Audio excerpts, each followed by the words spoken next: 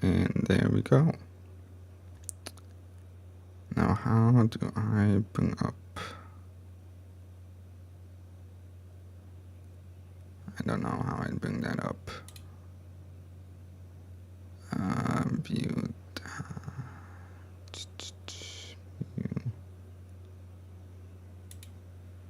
Is this it?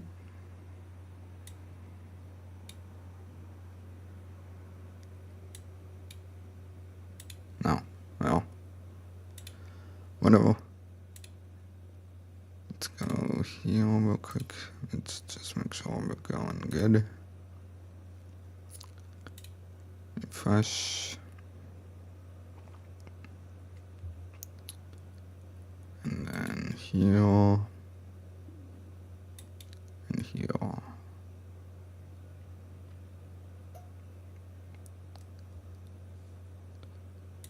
Okie dokie, I just need to make sure I'm paying attention to that while doing all this.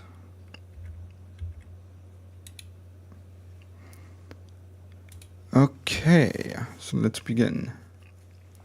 This is, well, it says chapter 15, so this is chapter 15, I guess, of last fall. Well, not I guess, I know it is then. But, well, writing it, it's gonna be, I'm not writing it. So, this is Greg's mind. This chapter comes in Act 2 of the story, and is a very, like, it basically explains why I'm calling the book Last Fall. And I'm gonna be reading off, I think, the majority of it, and doing a bit of editing here and there, because the majority of it is actually basically already edited. Like, this particular chapter has been within the book since, like, probably the second draft. And so I mean, it's been edited a lot. So, but the thing is, this new section, this fourth section up here, is relatively new to the story. It's probably only it's only been in since like a draft ago. So I mean, like, everything I'm working on is like the fifth draft of this long story. And let's see what else. Well, that's kind of it. So I'll just begin reading, and whenever I get to a point, I will edit or explain more in the story to share with you all. So Kayla is one of the, like, Kayla is a main character, basically. Not the main character, but is one of the many main characters within this long story. She is a priestess, and she's like the wise woman that everyone goes to. Yeah. So a big part of this is these people can shapeshift into different animals, and she has a like a normal, not normal. She has like a preferred animal that she shapeshifts into, which is a great horned owl. So, I mean, that's where I begin. Shapeshifting into my great horn owl form.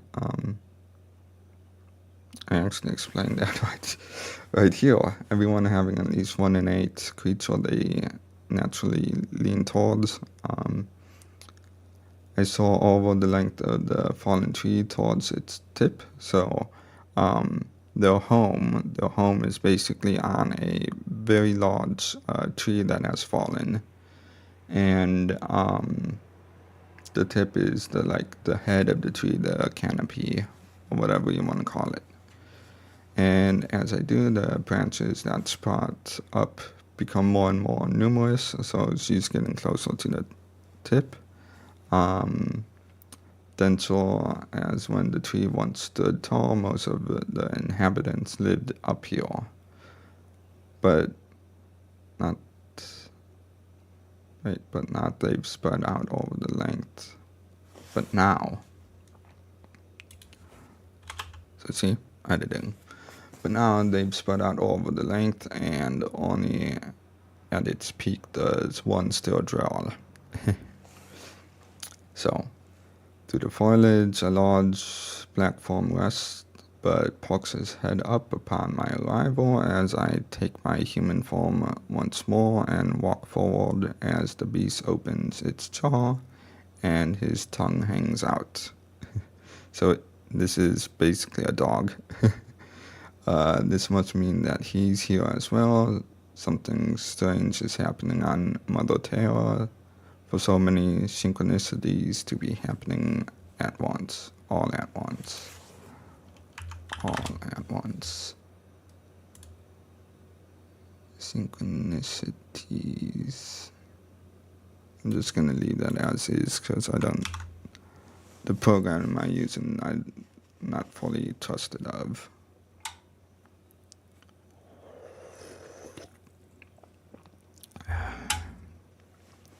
So, and then Mother Terra is what they call the plane of existence that they live upon. So, essentially, it's not a sphere. It's not like Earth, or well, I mean, it is Earth in the future, but it's like I explained that later on in the story, or before this, I think. I don't know. I'm not sure where I put that, but it's a plane of existence, so essentially flat Earth, if you want to get technical about it. So let's see, and they call it Mother Terra. So he rises, bounding before me as I laugh once he forces his nozzle into my arms. It's good to see you, Fenry. So that's the wolf's name. It's a big black wolf. And his name is Fenry. So, there's not really any connection to like Norse mythology because I know that's where he's from, but I just like the name a lot. So that's what I put.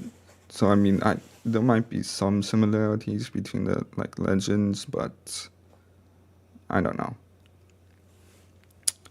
And then, 1 second.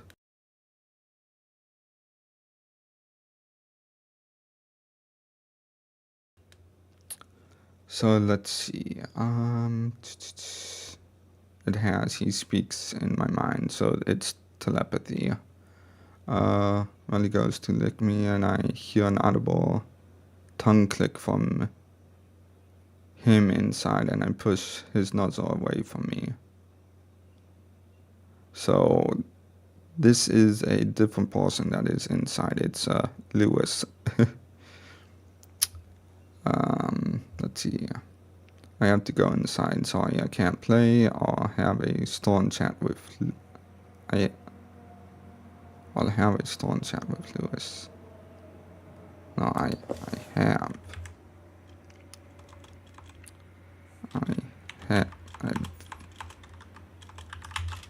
got to have a storm chat with Lewis.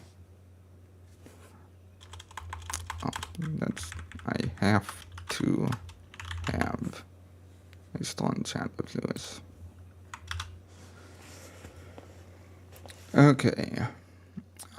He's been a pain in the ass, please do. Funny laughs as I head inside the hole at the base of a branch sticking high into the skies.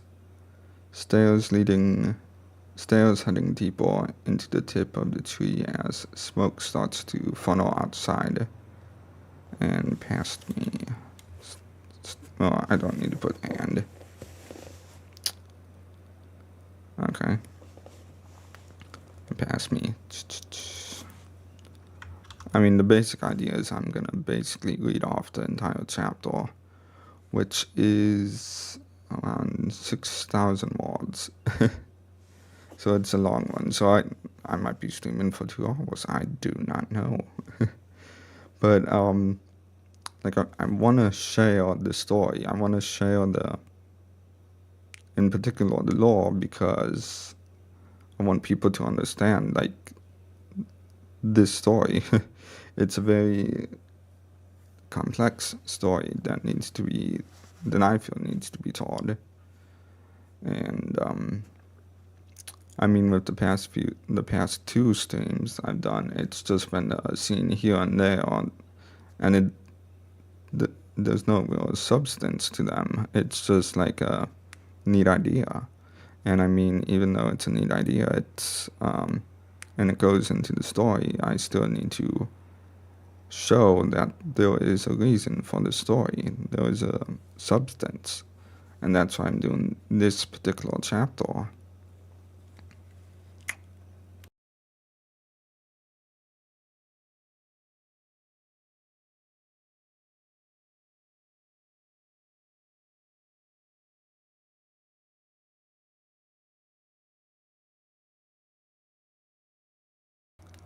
So every now and then I'm gonna mute to reduce sound, I guess.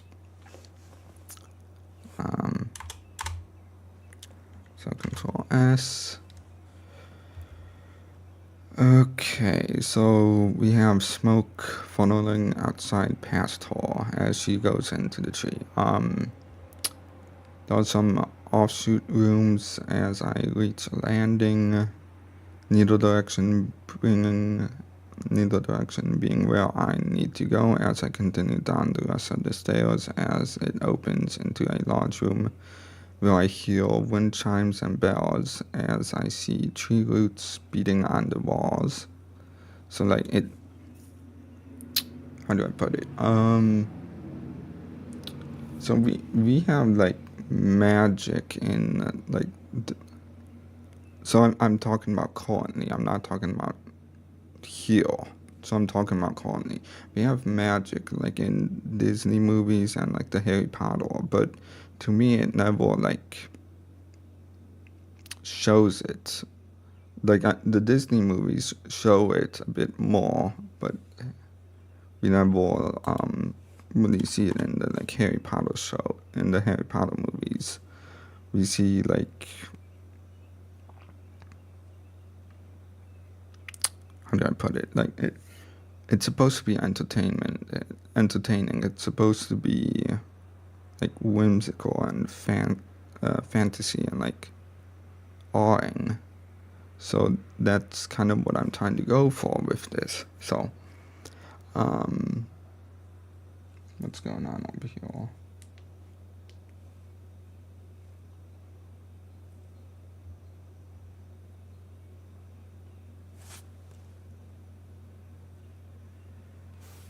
My music is dying again or something.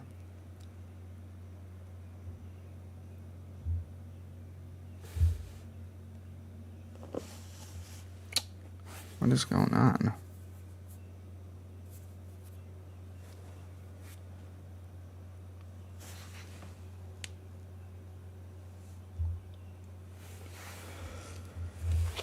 Okay, well that's not fun. Maybe a different track. Oh. Okay. Well, for some reason my music was just torn down or some crap.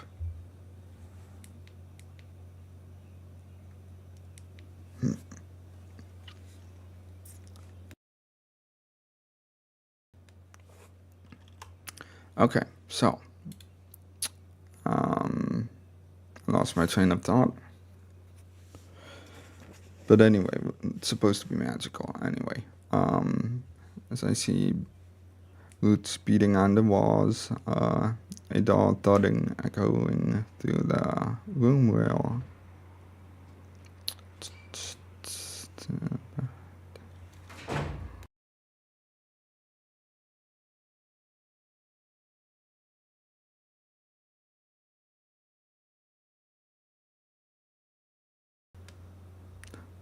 Okay, sorry about that.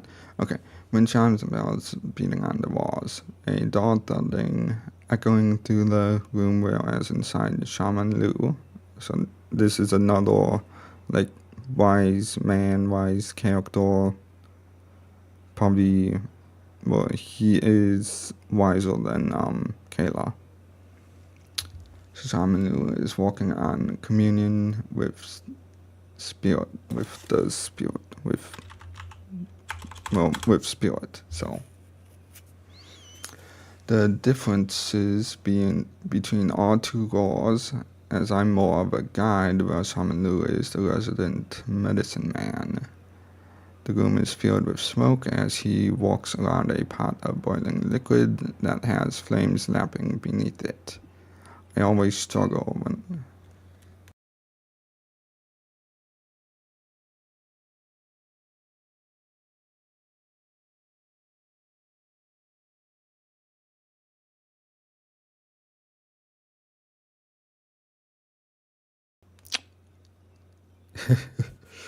the It's an apartment right across the door, so anytime they open the door, I hear it. So I'm trying to prevent that. So the room is filled with smoke as he walks around a pot of boiling liquid that has flames lapping beneath it. I always struggle when I come here as the natural flow of energies are dis- disturbed by his mojo. As the natural flow of energies are disturbed by his mojo. What was I trying to say here? Energy. As my natural flow of energy are disturbed by his mojo. So Kayla is like, in a way, constantly moving always because of the energies that are going through her body. And the thing about that is, like, so she's like just moving about, like it's, I don't know really how to describe it. I mean, I attempt to describe it here, but she is like a natural conduit for the energies, and she directs them a lot of, well, always, she always is trying to direct them. So let's see. So I say it right there. So my body trying to direct the energies as it naturally does, as I join him, coming next to him and directing the energies. So I begin bobbing along with his movements. So the it's funny that the idea for this, well, one, it came in a vision. So like that's how I got this idea. And the other is, so who is it? I don't even know the character, but it's from the Muppets. There's that chef that is always like, kind of like, I don't know how to even describe it, but he's doing stuff with the different food and like just plopping it in the water and whatnot. That's kind of what I'm trying to aim for with Shaman Lu, and the energies and like what he's doing. And so now we have Kayla next to him kind of doing the same stuff because she can't really control the energies that are, what she's trying to direct it. Her body naturally does this, so it's like involuntary movement. And I mean, if the idea is if she does, like she can control herself, if she does stop the involuntary movement, it kind of looks like she's twitching. So, but anyway, so my body trying to direct the energy as it naturally does as I join him. As I join him, so we can actually delete that because it's repetitive. My body trying to direct the energy as it naturally does. As I join him, I begin bobbing along with his movements. Yeah. Okay.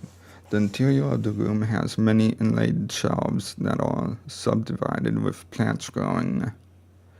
His arms would stretch to a particular plant and grab a few leaves or even petals and bring them to his brew as his eyes are white and he's chanting from deep within his own throat as those sounds reverberate.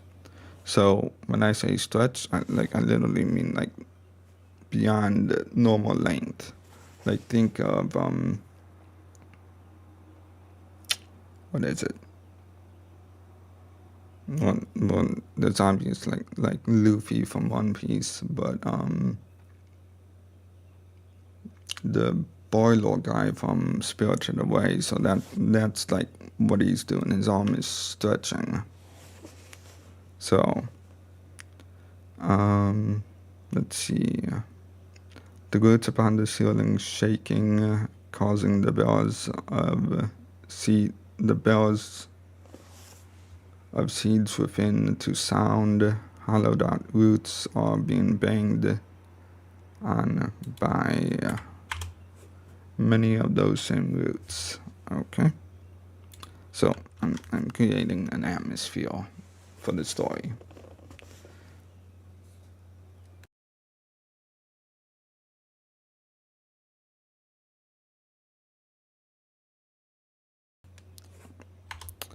So same roots. So some plants ripping their own leaves off and as they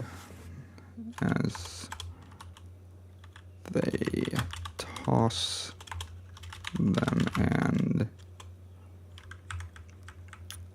they flow.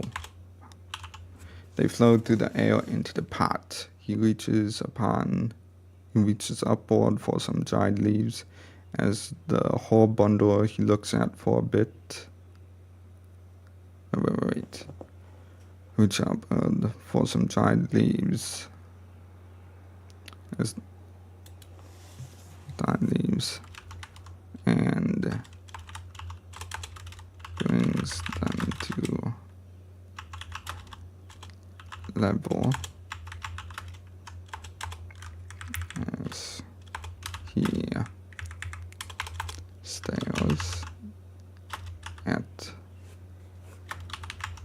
as he stares at the whole bundle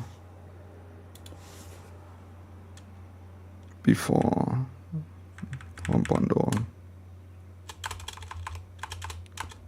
dropping the whole bushel into the pot. As the mist coming off, it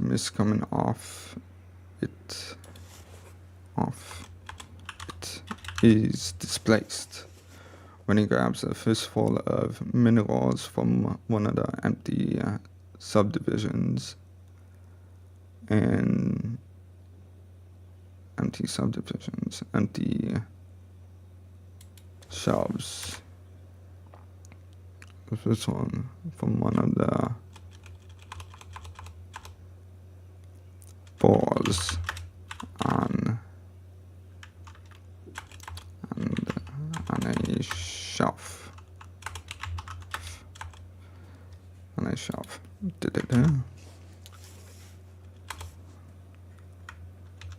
On a shelf and brings it over to the pot. And and brings it over the pot, tossing it in as the liquid turns from a reddish to a soft blue color, and the room becomes those bathed in those colors. He takes in the smell. Yeah, he takes in the smell of the pot before sighing and his eyes returning to normal. As I see in a side room a man very much like myself, though his hair waves around him as he's underwater, as if he's underwater. So both Lewis and Kayla have a cornflower colored hair, which is like a teal. Um, and Lewis's, so while Kayla's hair is like laying flat more or less. I think I have it in a braid. Lewis's hair is kind of like waving about his head and like he's underwater. So Shamalu turns to me as he looks concerned. A reunion can wait, he tells me. Come over, he tells me. Come over here, let's see what's really going on right now. Suzumi's fall. So, we're getting... Must have hit a button. I did not mean to hit that button. I'm still here.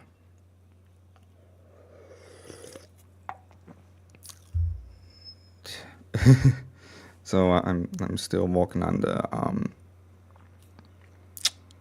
what do you call it, OBS and whatnot, and maybe not having all my key bindings to my mouse is a good idea, but whatever. So we're doing Suzumi's Fall, and we're gonna get to why I'm calling the book The Last Fall. Or Last Fall, not The Last Fall, it's just Last Fall. Which up until the fifth draft, this is the fifth draft we're doing, up until this draft, I did not know why I was calling the book The Last Fall, or Last Fall. All I knew is I had a dream, in a dream in a movie theater, and the title on the screen said either Last Flight or Last Fall, and I went with Last Fall because it sounded more mysterious, and that's when I started writing the book, which was back in like 2021. And it took me, about 4 years to basically sometime last year to know why I was calling this story Last Fall. Last Fall, not. There is no the, it's Last Fall. Why is it frozen? Shouldn't be frozen. And I need to figure out the encoding overload, whatever that means. I need to figure that out because that would stop it from freezing. I think the audio is still good. So we are on Suzumi's Fall, and Suzumi is one of the actual main characters. I wasn't too interested in meeting my old friend, but he gives me a nod, waiting in the room. We can talk later, Natalie. So, when Lewis calls Kayla Natalie, that is a past life name. And like we don't actually get into that story at all within this story, because again, this story is gonna be like around 300,000 words, and that story doesn't fit in this. And in the next story, in the next book, um, I mean, there's a bit written to it already, and it kind of sparked why I'm doing a fifth draft for this. Because, I didn't feel there was a good enough story, basically. I began working on the second book, and then I'm like, I don't think the first book has a good enough story. And then I reviewed it, and so now we're adding all this stuff to make the book better. So the book is going to be good. But yeah, the that storyline with Lewis and Natalie, or their past lives, is in either the next or the third book. But it's later, and it's important to the overall story. Let's see, I glared at him. It's Kayla now. Stop using my past aspect name that I no longer resonate with. So they consider these past lives past aspect. So unlike, and then she's referring to a different character. Unlike Garp, he does it just to annoy me. And eventually I'll share with you who Garp is, but I mean, Garp is basically a giant. He's I think I put him at 40 feet tall or something, but he's tall. He's a giant. So, and they're good friends with him.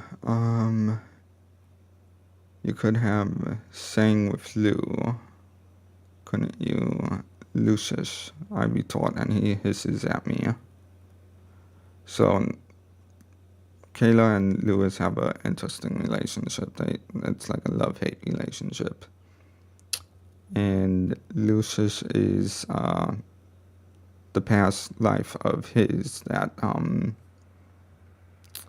Natalie and Lucius know each other from. Let's see.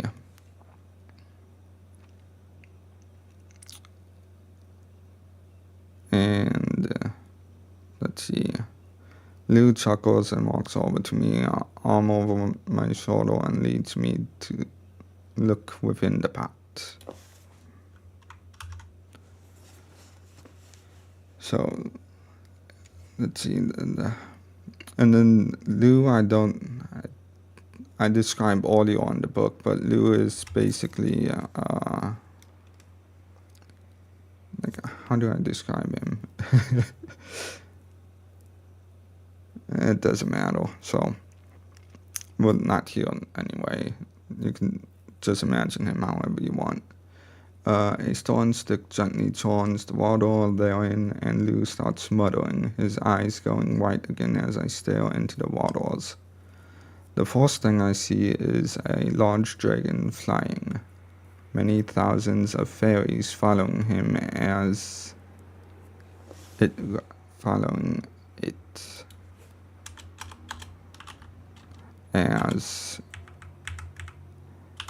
rises high into the night skies.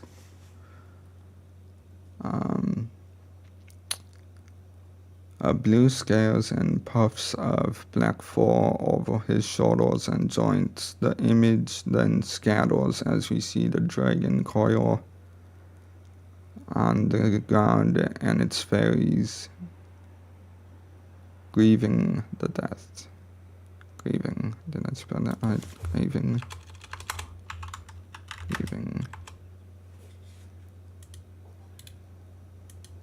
Grieving its death. They gather together at its head that's pointed skyward and form a deep violet-colored bark tree with strands that soon glow from it of red that grow foliage of blue and pink thin leaves. So they're basically forming a willow tree. In the story, groups of fairies actually gather together when they die to and become petrified bark, basically, for a tree. And they form these special trees, which are, I don't know if I'll get to its name, but we probably do. A nameless dragon slept, forming a mountain in its stead. These are the tales of old, long since forgotten to us, but God is choosing now to share this with us. Don't want to use God. I'm gonna use, but the universe is choosing now to share with us. Suzumi and Maya are connected to this, Liu continues.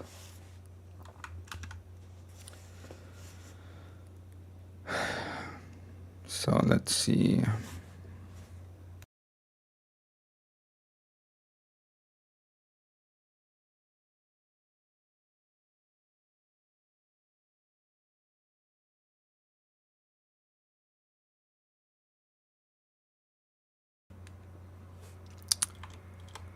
Okay, and then so Suzumi and Mai are basically the two main characters of the entire story. The tree grows taller and larger as what looks like ages pass. Summer begets spring, begets fall, then winter, as the place now looks like any old mountain from afar. Next, an image of a white tiger, like man on a throne, appears to us. But then his body melts, leaving nothing more but the skin of the beast lying on the throne. Melts. I guess that word works for now. Let's see. You told me that you saw a tiger club in Suzumi's mask retrieval, but she got the wolf max, he asks me, and I nod. Okay, so each character in this tribe has a max that represents their soul. And I mean, it's kind of too much to go into with the edits right now, because this is more of a reading. But what is it?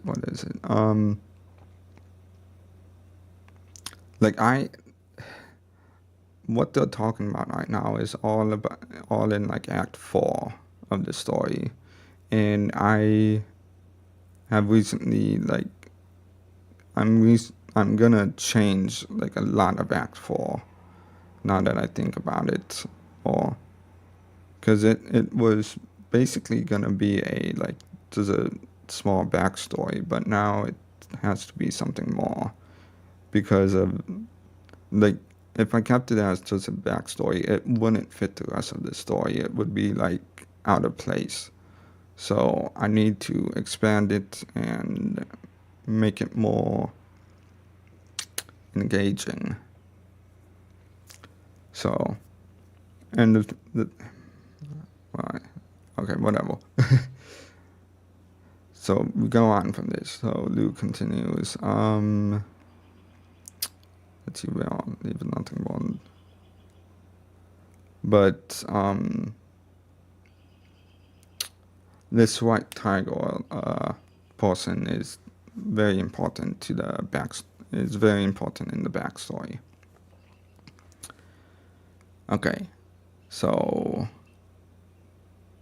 let's see. Lewis comes out from the room to look into the pool with us. His hair a cornflower, much as mine is, but there are shapes of varying colors popping in and out of existence within his flowing mane around his head. So Lewis is keeping his hair like this on purpose because he wants to look mysterious. So it's kind of shallow, but that's his personality. She's from the last fall, so we're not talking. So this is where I'm like, oh, this is why I'm calling it this. So she's from the last fall. He says as he stares back down into the pool as we see a large army army on Pegasus flying towards the tree, only for it to attack them. So the tree is literally attacking this army of Pegasuses, preventing them from getting to what's underneath the Dragon of Ord. So again, we're diving into the Act 4 and everything that this tells us, and why I'm saying this is a very lore-heavy chapter. And I mean, we're not even past the second page. We're not even past the second page of this. So, let's see. So the Dragon of Ord. We're all from this tribe, though this is literally our past. Who knew Suzumi would be such a key figure?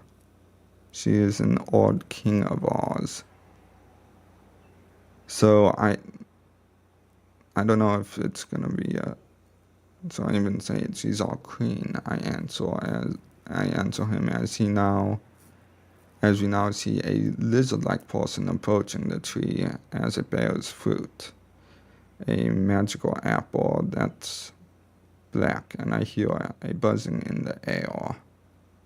The tree is only supposed to grant wishes to those that intend to aid the whole.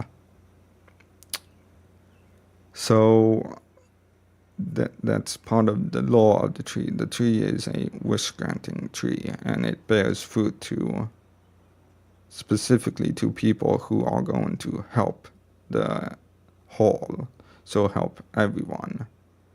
So it doesn't grant wishes to someone who's gonna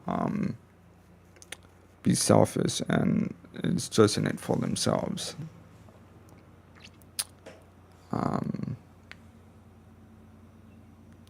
Let's see.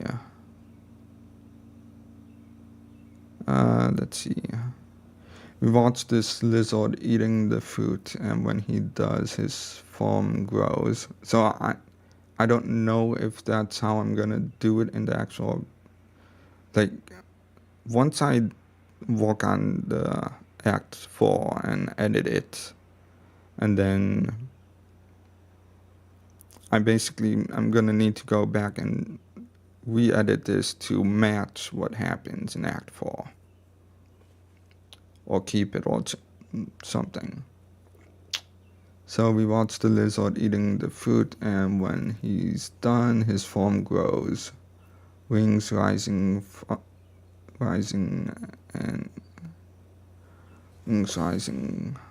from its back.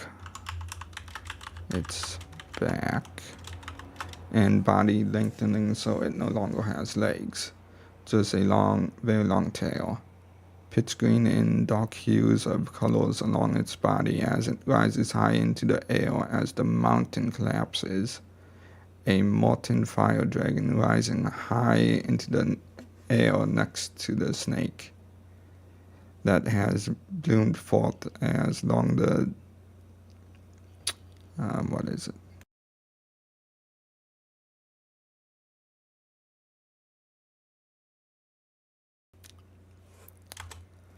Rising from its back and body lengthens, blooms forth as along the dragon a white tiger runs, roaring as the dragon and snake fight high above in the skies.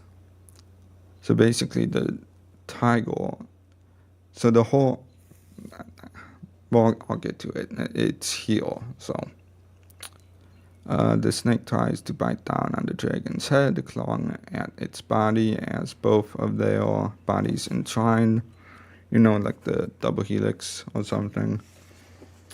Before they fall to the ground entangled, it tries to lift its head as the dragon begins to breathe fire, a ball of purple flames forming in its mouth, while the snake untangles himself and slams his tail on its head, causing the ground to shake and an impact crater to form. Then bending and an impact crater to form. Period.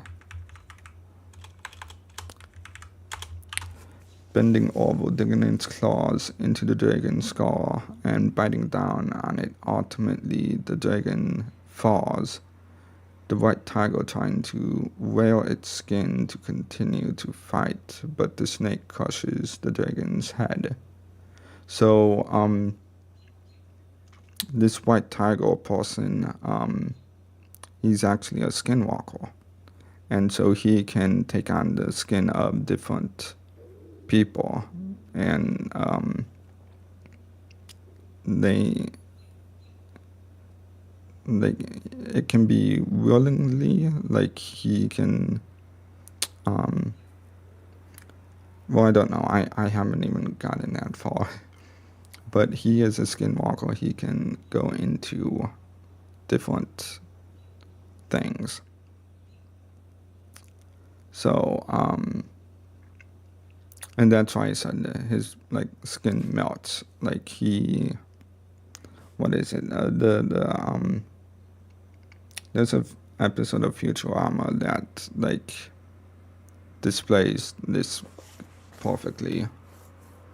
But anyway, so its skin to continue to fight, but the snake crushes the dragon's head, and all that's left is a crushed skull as the scene pans out to a snake coiling around the sphere that is Mother Earth, as the water soon stop. And then, and then we go back to the pot, so we're looking at the water in the pot, not like through the pot, at the scene that's playing out. As the water soon stop boiling and the scene fades to nothing more but many sparrows following a white dragon. So, and this is the white dragon we saw in the fourth, I talked about in the fourth stream. Still in awe, I shake my head. Susumi isn't ready to know this. She would be overwhelmed. Here I thought she'd just ease into the Tiger Max of hers. And the thing is, I'm probably going to change this. The Tiger Mask isn't necessarily hers with the new ideas I have. But this, so I'm going to put this. So, that. Okay, I must have something mapped to that button, which is why that keeps coming up.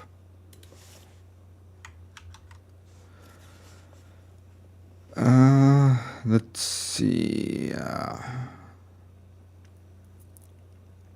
She's a dragon. She tried to skinwalk into a dragon to continue to fight the darkness that happened near the dawn of time.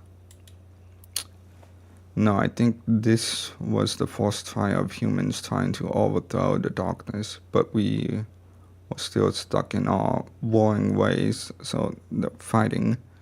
Our souls haven't matured enough, and we lost to the darkness, which the snake is like an embodiment of the darkness.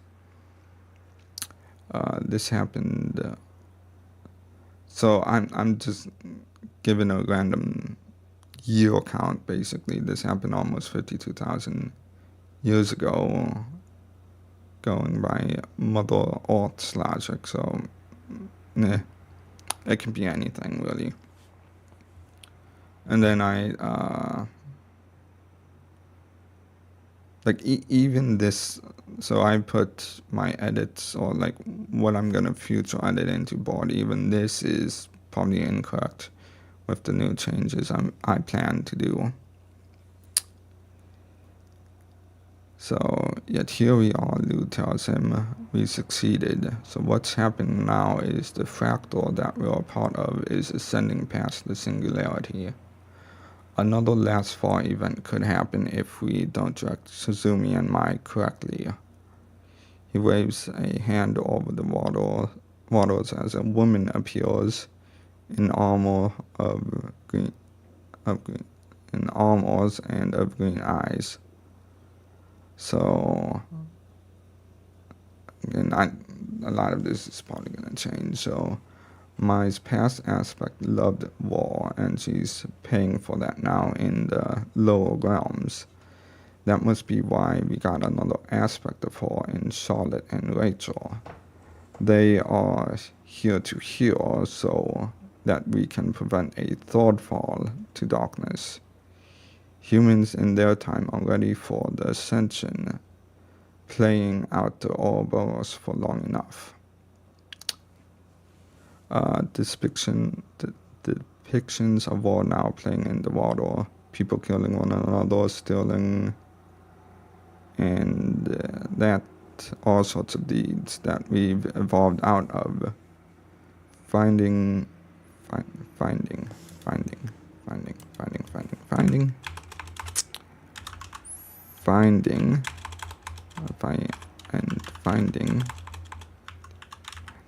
own sovereignty in our own individuality, yet uniting under our compassion for one another and empathy.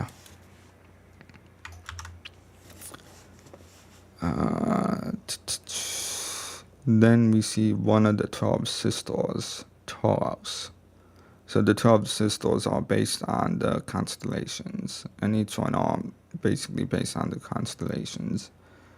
So then we see one of the 12 sisters, Taurus, a slim woman with patchy skin, 2 small horns on either side of her head that jet forward not too far. She's quite tall as she walks across a metal bridge towards a towering wall that we can just see a dome over. The inside filled with haze as she begins speaking, when particles of blacks come down from above and of white come from below, forming a bubble before they spiral and form an hourglass shape, Taurus vanishing from the bridge. So, she's still alive. The other sisters were sent to her, but she's just too kind and thought she could reason with them, or at least make an offer of friendship. But we know next to nothing about this. This is all the more reason we need to involve ourselves. Let's see. So I'll probably make that clear at some point. The scene then switches to a white dragon fleeing out of a static wall, while centipede-like people, those spheres from afar, that surrounded by clouds, an opening in the dome due to the lands that they appeared in near the edge of the plain, a volcano rests layered a jungle or undergrowth, Lewis tells us. Why does he tell us this?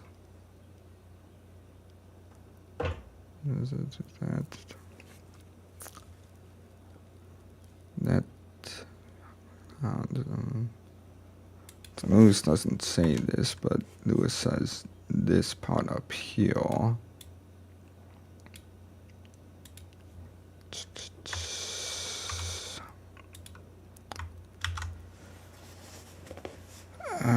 Let's see. We need to deal with what's happening now. Suzumi is going to have a run-in with a dragon soon. So they're talking about the white dragon.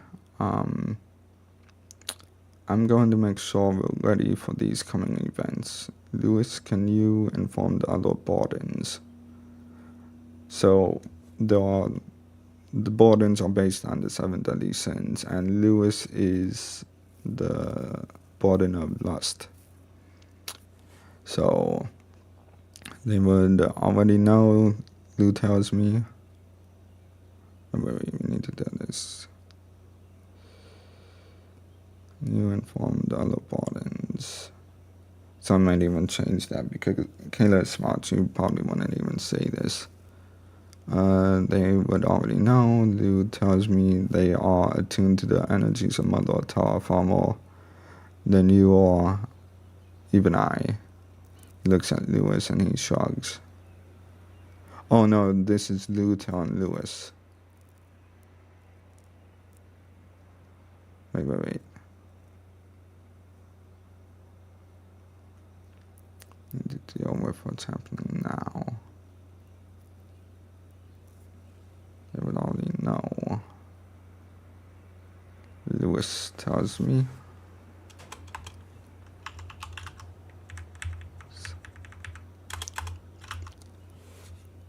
And then we'll just say like, Lou ask.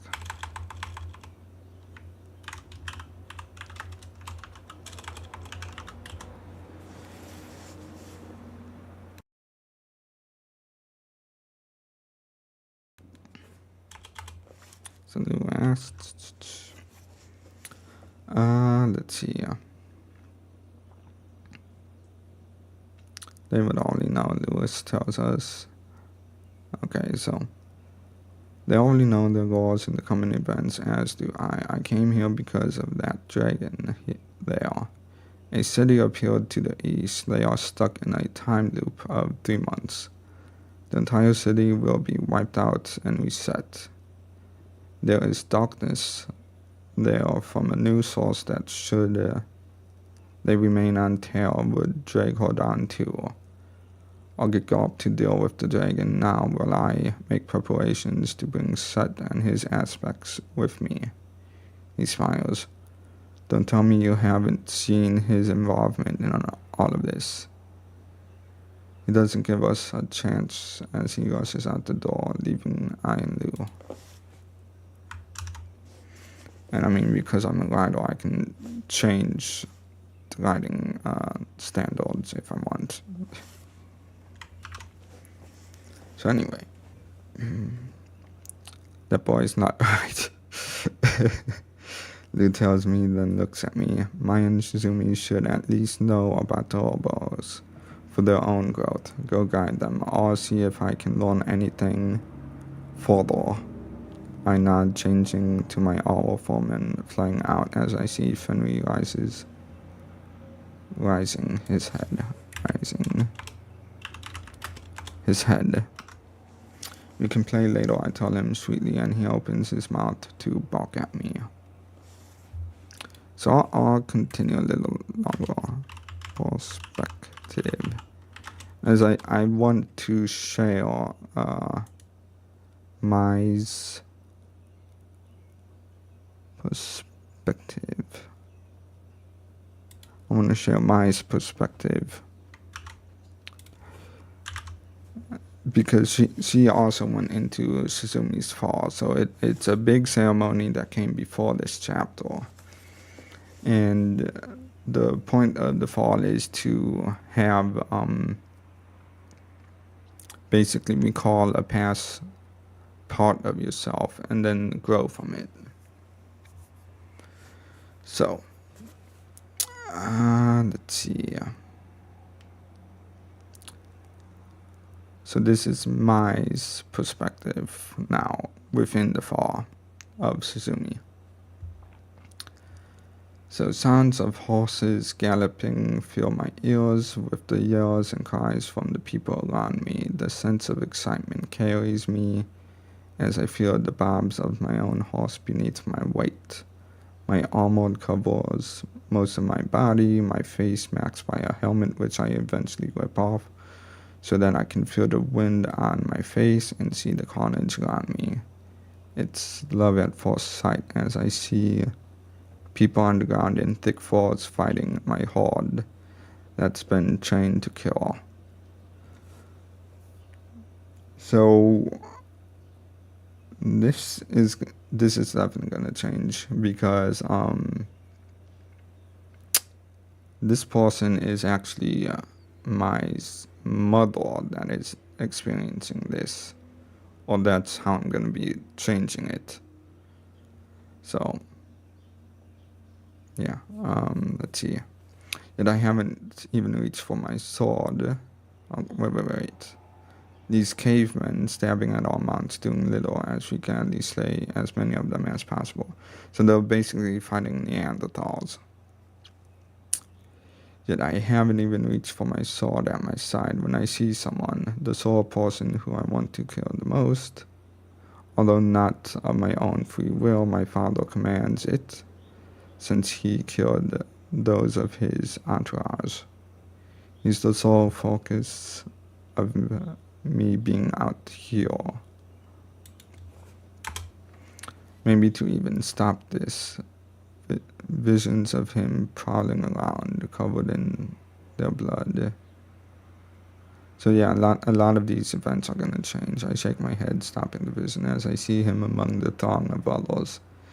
His eyes bloodshot where that damned rock shines in the right socket. So he eventually, this is the white tiger guy. He eventually loses his right eye and replaces it with a tiger's eye gemstone.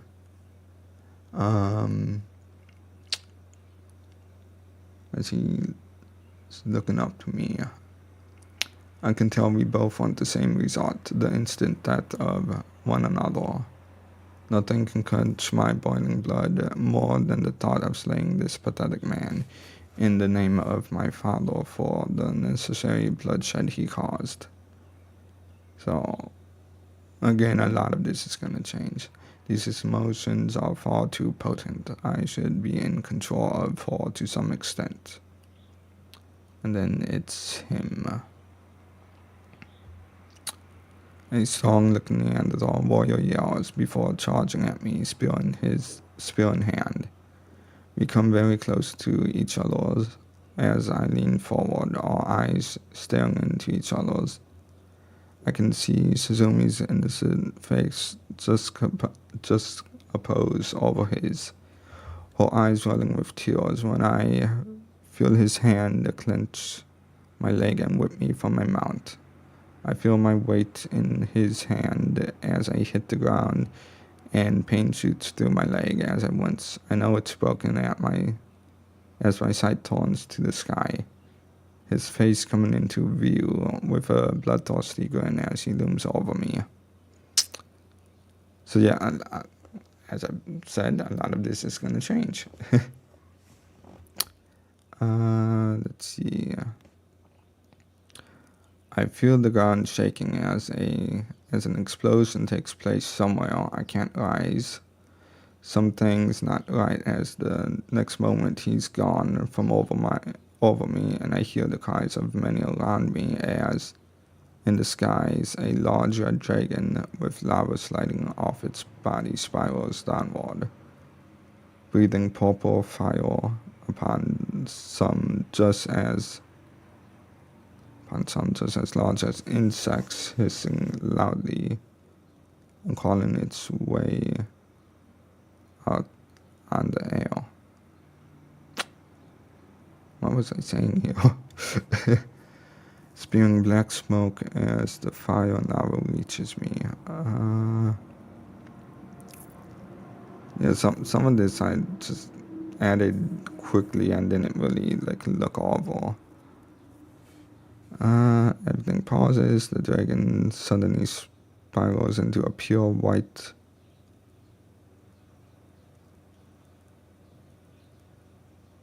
Let's see, what was it now?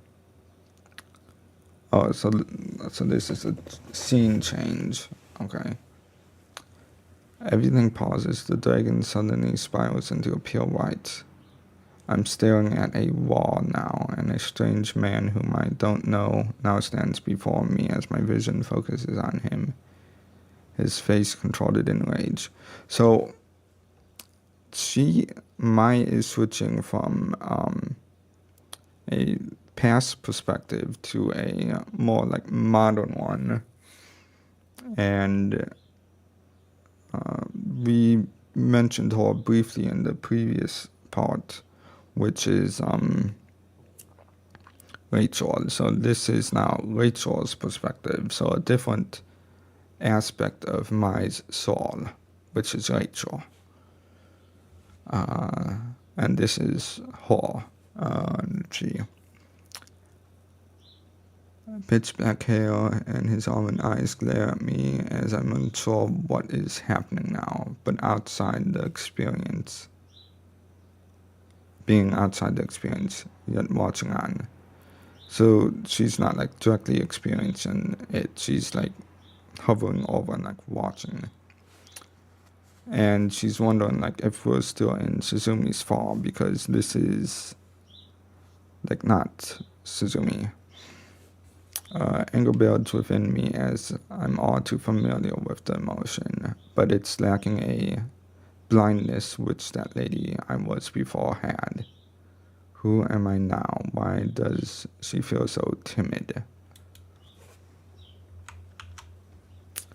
We're standing alone, the two of us in a room. I see furniture and a black mirror, a television screen. There are 2 plates of half-eaten food on folding tables, and next to one is a small box with small tubes sticking out of one side. Instinctively, she grabs the pack, and the man smacks them from her hand, yelling. I don't understand what he's saying, but I do as well. He doesn't want me to use them. So they're cigarettes. He's yelling at me because of them. No, because of how many I go through on a consistent basis. She begins yelling at him. My voice feels very hoarse as I am yelling as well. And I feel her emotions. Whoever she is in so much pain as I cry for her. The yelling continues, and eventually he approaches me and slaps me across the face, shutting me up and pointing as I glance at the door behind me. She doesn't feel anything as she seems to have tired herself out, going through the same motions she has gone through before. This is normal for her. She kneels down, picking up the scattered cigarettes before he moves forward, stepping on a large portion of them. She grabs what few she can before leaving. She feels all of this is dissolving. She thinks she's a bad person. So this is all like my describing this person that she is in or absorbing.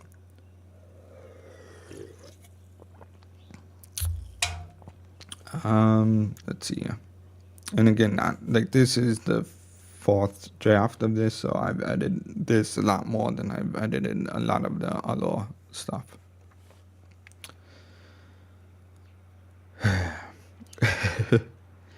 I'm met with many unfamiliar sights upon opening that door, but who I am now knows them all too well.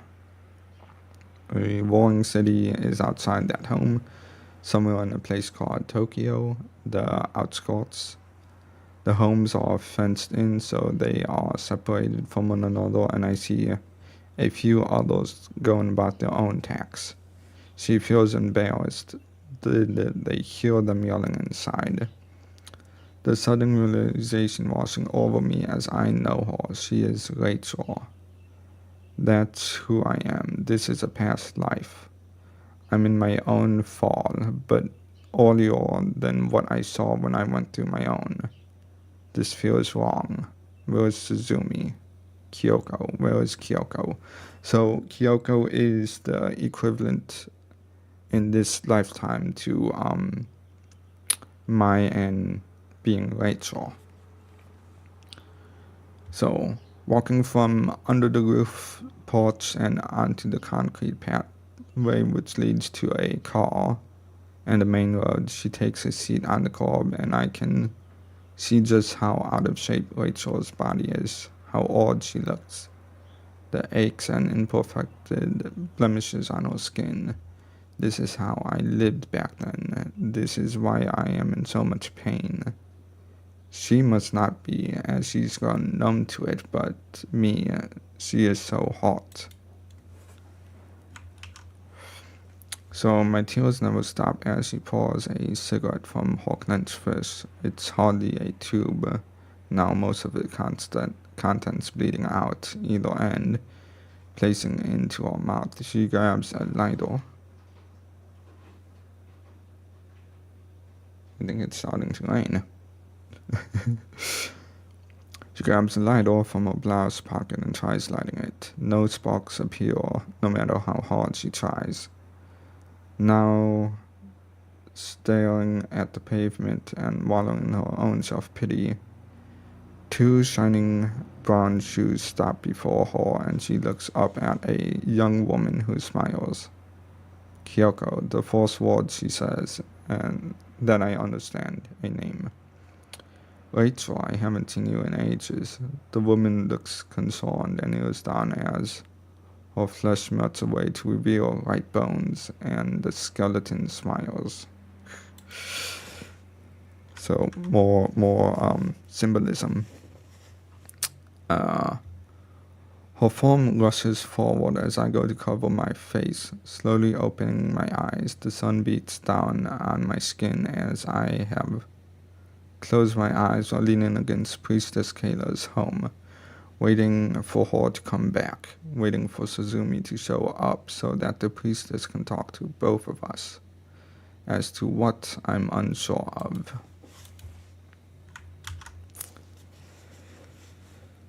Let's see, my hands hovering slightly over my body, feeling the subtle energies that radiate from myself. I can't concentrate on my self-examination as my mind continues to play what I saw within the fall before we were all ejected. So the thing is, because of what was shown and what was done within the fall, or what was shown to Suzumi, because it's her fall, they were all ejected, which wasn't supposed to happen. They were supposed to stay within it and like learn from it. But again, they were all ejected, so this is the aftermath. And then, so, closing my eyes, once again I see my form from omnipresent. What?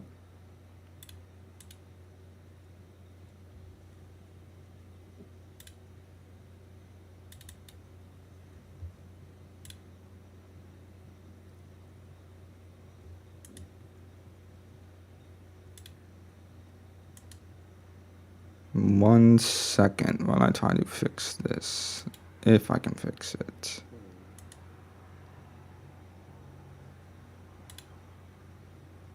Elgato, what are you doing?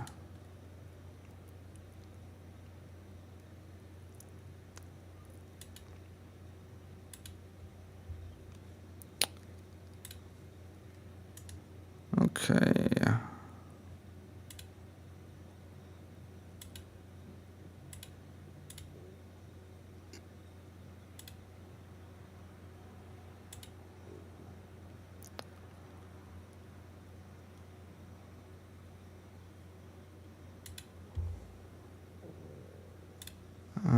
Let's see. If this doesn't work, I guess we're done. Give me a moment. Now we can use that. I'm still here. Medium. Let's see, does this fix it?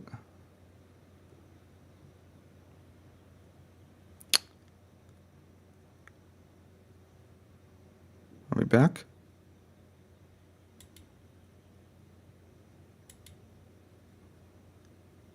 I believe we're back.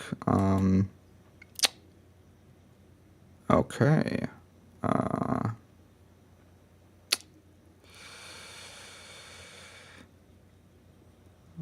Let's see.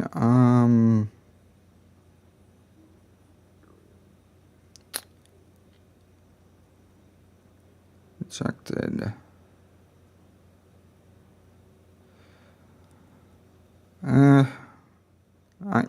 I guess that's good enough point for us to stop at. I mean, I was gonna kind of redo all of it, but maybe not. I mean, that's enough of a lore dump for you guys. So, well, all of 0, but still gonna try. Still gonna see if I can't get this to walk. Can't become known. But yeah. So that was about half of this chapter. Hopefully that gives people enough, or well, not enough, but gives people an idea of what the book is going to be about, and it dives heavily into past lives and all that fun stuff. I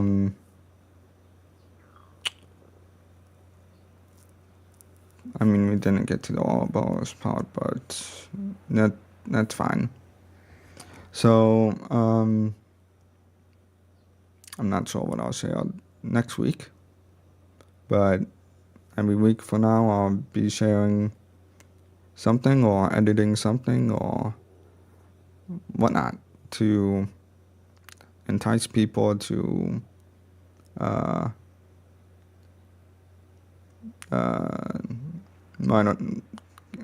I don't know. Basically, I want to try to if I can get the streaming thing to work, which hasn't been doing well. Well, I mean, it's only 3 weeks in, so I don't know.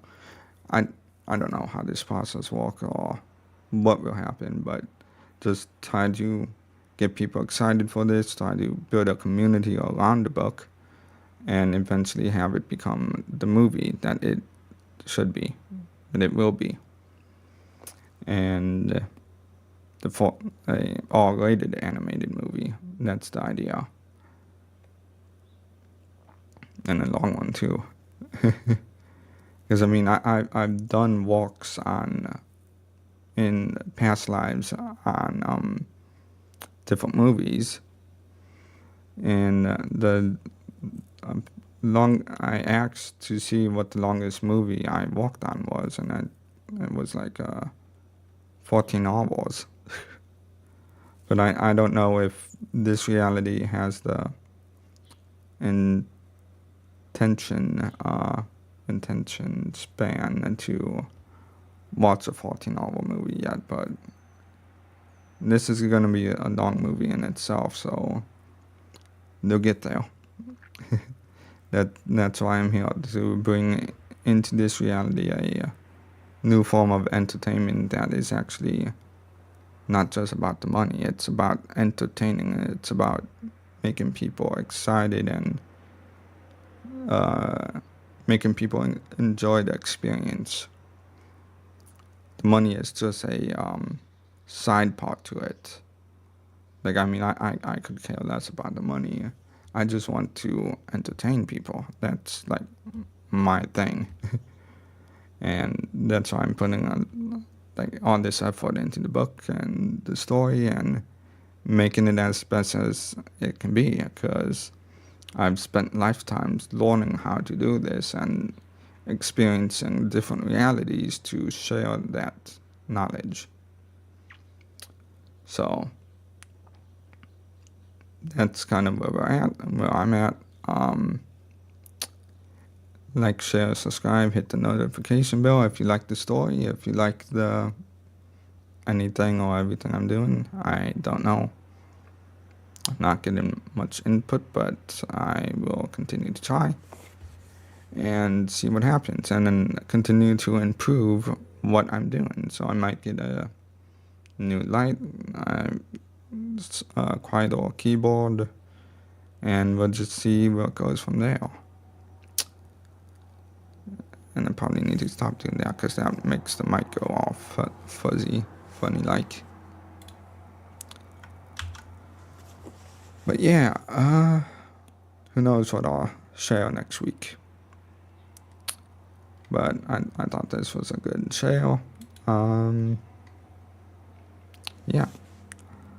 So I will see you all next week with something new. Maybe I'll share something from the next book. I don't know. Well, have a good day and goodbye.